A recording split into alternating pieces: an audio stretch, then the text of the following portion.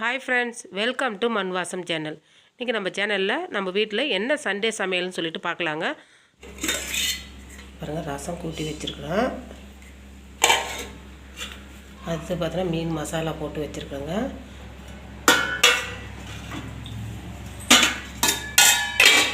அதுக்கு அடுத்தது பார்த்தோன்னா குறவை மீன் ஆஞ்சி வச்சுருக்குறோம். இதை நம்ம தான் இப்போ குழம்பு வைக்க போகிறோம், அடுப்பில் வைக்க போகிறோங்க. அது குழம்புக்கு தேவையான மசாலா நம்ம அரைச்சி வச்சுருக்கோம். வெங்காயம் தக்காளி எல்லாம் அரைச்சி வச்சுருக்கோம். வாங்க குழம்பு வைக்கலாம்.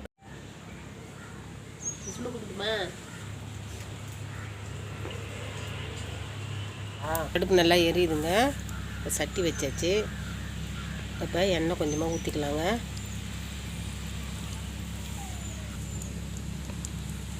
நல்லா எண்ணெய் காஞ்சிட்டுங்க. வடவும் போட்டுக்கலாம்.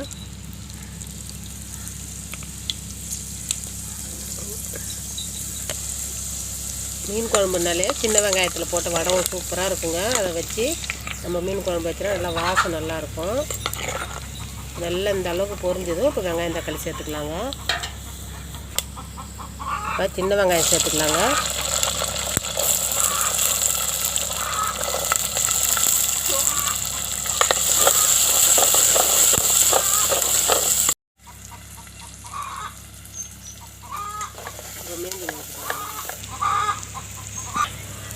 கூடவே 2 பச்சை மிளகாய் சேர்த்துக்கிறேங்க. கொஞ்சமாக கருவேப்பிலை,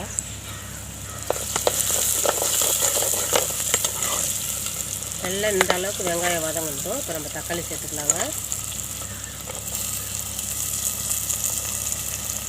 நல்லா இடித்த பூண்டு கொஞ்சம் சேர்த்துக்கலாம்.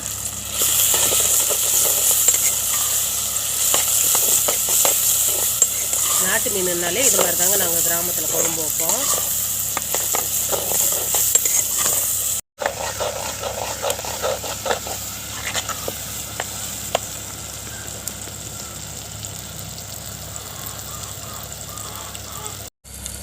இது கொஞ்சமாக மீனுக்கு வறுத்த மீனுக்கு அரைச்ச மசாலாங்க. மிளகு பூண்டு ஜீரகெல்லாம் வச்சு அரைச்சிது கொஞ்சமாக மீன் குழம்புக்கு சேர்க்குறோம். அது நல்லா இருக்குன்றதுனால அதையும் சேர்த்து லைட்டாக வதக்கிக்கலாங்க.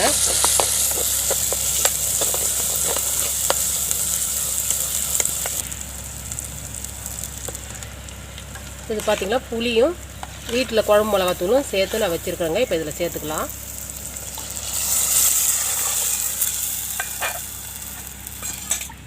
இப்போ குழம்புக்கு தேவையான தண்ணியும் சேர்த்துக்கலாங்க.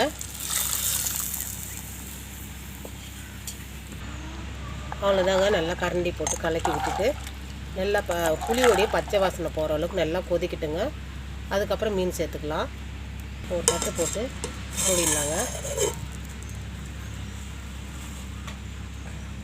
குழம்பு கொதிக்கிட்டுங்க. அதுக்குள்ளே எங்கள் வீட்டில் இருக்கிற செடியெலாம் காமிக்கிறேங்க உங்களுக்கு. இது வாதாநாரங்கீரை சின்னதாக ஒரு கிளை பக்கத்து வீட்டுக்காரங்க கொடுத்தாங்க, நட்டு வச்சேன். அழகாக துளிர் வந்துடுதுங்க. இப்போ தேவையான அப்போ நம்ம ஒரு அடையோ இல்லை ஒரு ரொட்டி செய்யும்போது இது கூட சேர்த்து நாங்கள் செஞ்சு சாப்பிட்டுக்குவோம். சின்ன கிளை தாங்க, நல்லா அழகாக துளுத்து வந்துடுதுங்க. பக்கத்துலேயே ஒரு மரம் சாத்துக்கொடி மரம் நட்டுருக்கேன், அதுவுமே நல்லா தழைச்சி வந்திருக்குது. இது பாதாம் மரங்க. மறுபடியும் உங்களுக்கு வீடியோ போட்டிருப்பேன், வீட்டில் இருக்கிற என்னென்ன செடியெலாம் போட்டிருப்பேன். இது சப்போட்டா மரம். இது முருங்கை மரம் பாருங்கள். முருங்கை மரம் உடச்சிக்கிச்சு, அதில் கிளையெல்லாம் எடுத்துன்னு வந்து நட்டு வச்சுருக்குறேன். ஒரு கிளையில் அதுக்குள்ளே பூ வச்சு காய் வச்சுருதுங்க. நல்லா நீட்டு முருங்கைக்காய். அங்கே பாருங்கள், நீட்டு முருங்கைக்காய் பிஞ்சு வச்சுருக்குது. பக்கத்துலேயே சப்போட்டா மரங்க.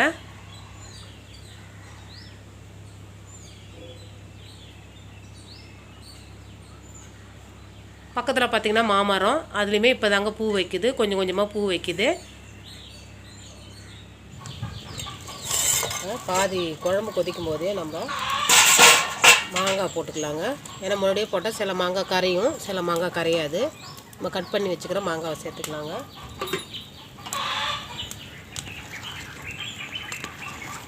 நல்லா இன்னும் கொஞ்சம் குழம்பு சுண்டணும். அதுக்கப்புறம் தான் நம்ம மீன் போடணுங்க.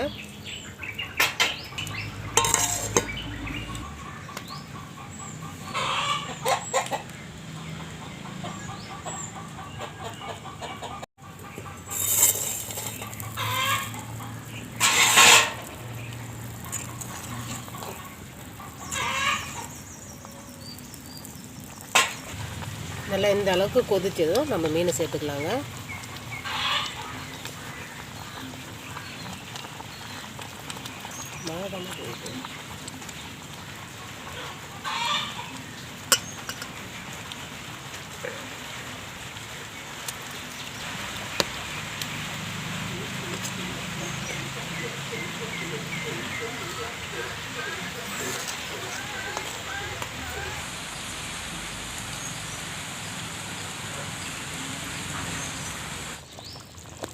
குழம்பு நல்லா கொச்சிடுதுங்க, மீன் நல்லா வெந்துடுது. இப்போ மல்லித்தழை போட்டு இறக்கிடலாம்.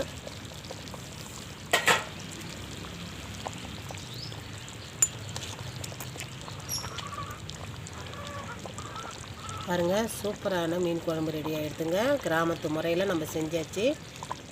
உப்பு புளி காரெலாம் நல்லா நாட்டு மீன் குழம்புக்கு நல்லா உரப்பாக வைக்கணுங்க. அவ்வளோதான். இப்போ நம்ம மீன் குழம்பு இறக்கிட்டு மீன் வறுவல் பார்க்கலாங்க. அவ்வளோதாங்க. இப்போ இறக்கிடலாம் மீன் குழம்ப.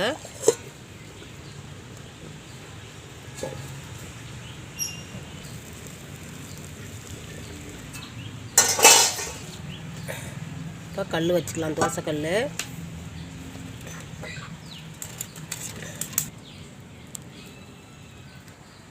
கல் காஞ்சிட்டுங்க, கொஞ்சமாக எண்ணெய் சேர்த்துக்கலாம்.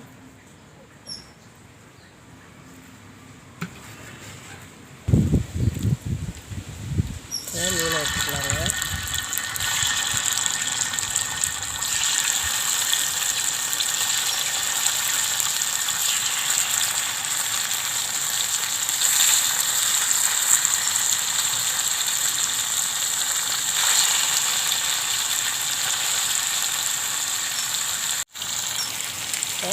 ஒரு பக்கம் வெந்துருக்கு, லைட்டாக திருப்பி விட்டுக்கலாங்க.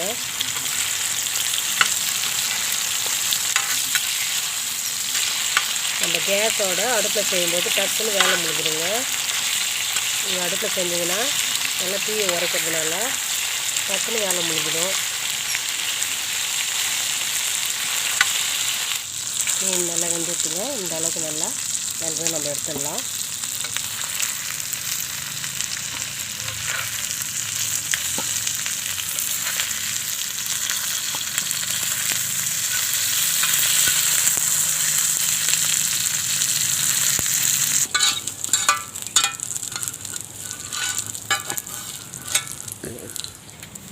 திரும்ப இருக்கிற நேரம் வச்சுக்கலாங்க. தோசை கல் எவ்வளோ இருக்குதோ அந்த அளவுக்கு வச்சுட்டு நம்ம வறுக்கிறோம். அந்த அளவுக்கு 4 பீஸு எக்ஸ்ட்ரா இருக்குது, அதனால் 2வது வச்சுக்கலாங்க. கொஞ்சமாக எண்ணெய் சேர்த்துக்கலாம். அதில் இருக்க எண்ணெயே போதும், இருந்தாலும் கொஞ்சம் லைட்டாக சேர்த்துக்கலாம். இந்த மீனும் வெந்துருக்குங்க. இப்போ நம்ம எடுத்துடலாம் இதையும்.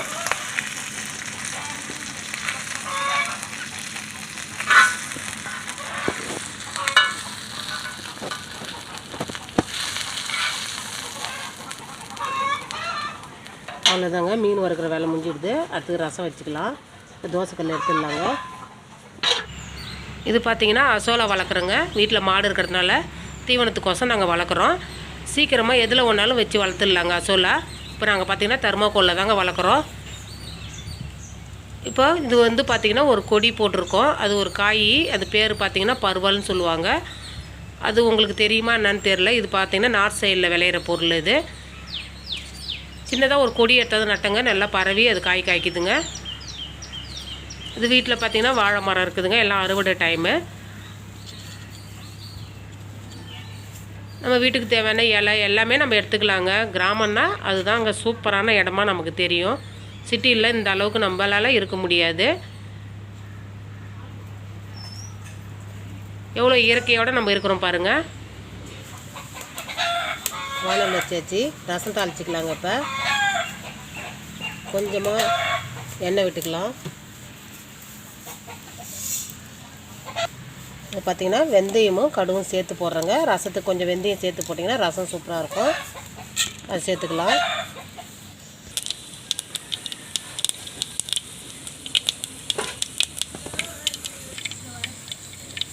நல்லா கடுகு வெடிச்சுதுங்க. வரமிளகா 2 சேர்த்துக்கலாம்.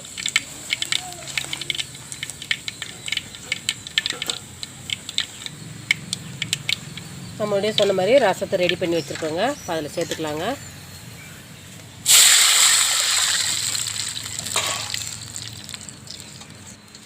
அது கூடவே தண்ணி கொஞ்சம் சேர்த்துக்கலாங்க.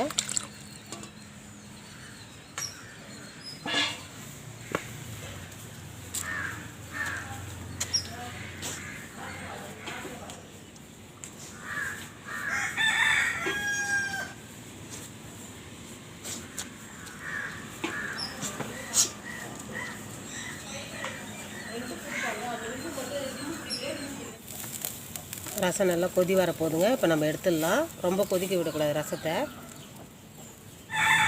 அவ்வளோதாங்க. இந்த அளவுக்கு நம்ம கொதி வந்தது மாற்றிக்கலாம் ஒரு இடத்துல.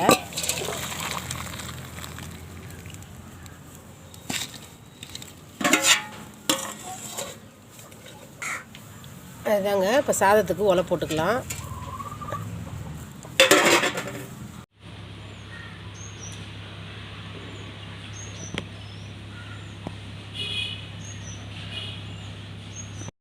இப்போ முட்டை இடுறதுக்கு நான் கோழி கவுத்துங்க. இப்போ முட்டை அவிச்சு எடுத்துக்கலாம். மீன் குழம்புக்கு முட்டை இருந்தால் தான் சூப்பராக இருக்கும்.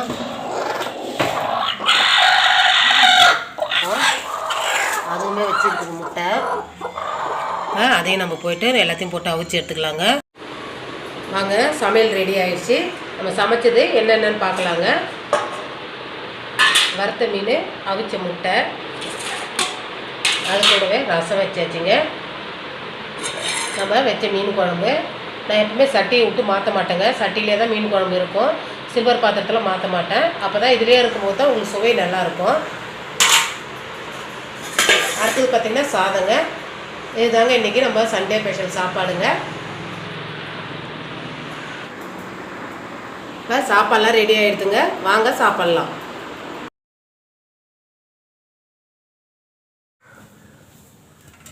இப்போ சாதத்துக்கு உலை போட்டுக்கலாங்க. ஐயோ,